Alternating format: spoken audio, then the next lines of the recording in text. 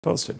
Meanwhile, you heard about this big debate at the Reagan Presidential Library where candidates, if there were to be a drinking game, would probably have you smashed within the first 7 minutes just hearing them quoting Ronald Reagan. Take a listen.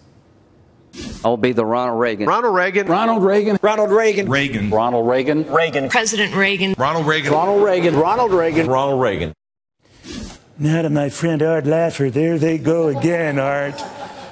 Was that good? No, it was good. That was great. That was great. If I added a Scottish accent, it would even be worse. You know, the one who has really got the Wall Street Journal editors up in a tizzy quoting Reagan is Donald Trump. And they say that relationship was not what he presents, that they had, at best, it was cool, if not distant.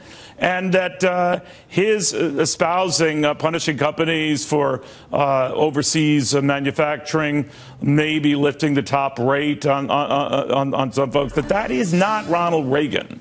And the other candidates are going to pounce on just that tonight. What do you think? I don't know. I mean, in my relationship with Reagan, I never encountered Donald Trump, but that doesn't mean he didn't have a good relationship with Reagan whatsoever.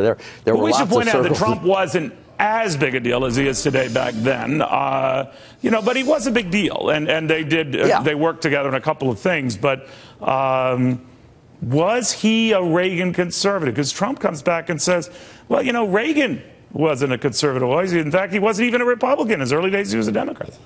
Well, not only wasn't Reagan a conservative, he was a very liberal person. He raised the highest income tax rate in California. He raised the capital gains tax rate. He raised the corporate tax rate. As you may know, he got rid of all of the anti-abortion statutes in the state of California. He put in the first criminal furlough program. So he was far from a conservative back then in California. And as the years go on, I mean, I remember conversing with him about his record in California. Fun, having lightly. And he said, well, you know, Art, you're right. I wasn't a very good governor. And I said, sir, those aren't my words, those are yours. And he said, I know, but at least I changed my policies. And, you know, people evolve over time, and there's nothing wrong with evolving over time. Reagan was the greatest president in my mind, and Donald Trump has evolved over time perhaps as well.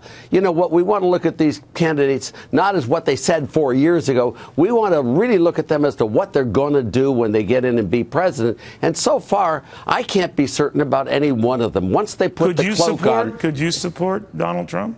Oh, I could easily support him against Hillary or against Bernie Sanders, no problem. All right. So you know what they're upset about, that he isn't consistent on this, but that maybe the issue But Reagan here wasn't consistent through the years either. I agree. And by the way, he took some original low tax rates that he started his administration, raised them a little bit.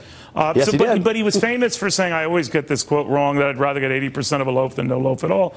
But he was very good at negotiating and going back and forth. Those days are gone. I wonder in this environment, if Ronald Reagan were among the candidates up on that very crowded dais tonight, would he stand a chance? I don't know if he'd stand a chance, but I'd sure go for him. I mean, this is just the time we need a Reagan. We need someone who's going to put in a low, broad-based, flat tax, spending restraint, sound money, free trade, minimal regulations. That's exactly what we need. And these candidates, I mean, almost all of them are espousing some combination of those policies. And, you know, Ronald Reagan wasn't as clear before he took office as he was once he was in office. In fact, it wasn't really until 1986, Neil, that we got the highest rate down to 28%. That's right. We got 2 tax rates. So he didn't do it in his first round. The first round he did a lot, and that was Kemp Roth. But, you know, he didn't cut the highest tax rate on earned income.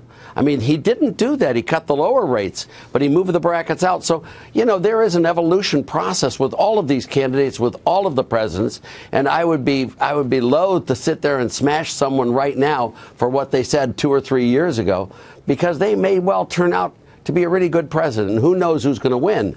But Jack Kennedy, I mean, look at Kennedy. He wasn't a very good senator. He wasn't a very good congressman, but he was a spectacular president. And he lowered taxes. They came into effect after he passed away. But you're quite right. He cut the corporate tax rate, and all the Republicans voted against him back then. You never know. You're right. You're right. There, you never know. So, you know, I think you're seeing a learning process going on here. And, you know, Donald Trump, for one thing, has brought great entertainment to this whole process. I mean, everyone is focused like never before. You're right. And that can't be bad. He brings the crowds. There's nothing that hurts the debate than bringing in a crowd. Yeah, and we've got to look at these candidates. We've got to look at them. And he's doing it. All right. Art, thank you very much. Art Laffer. Does that de-intensify it?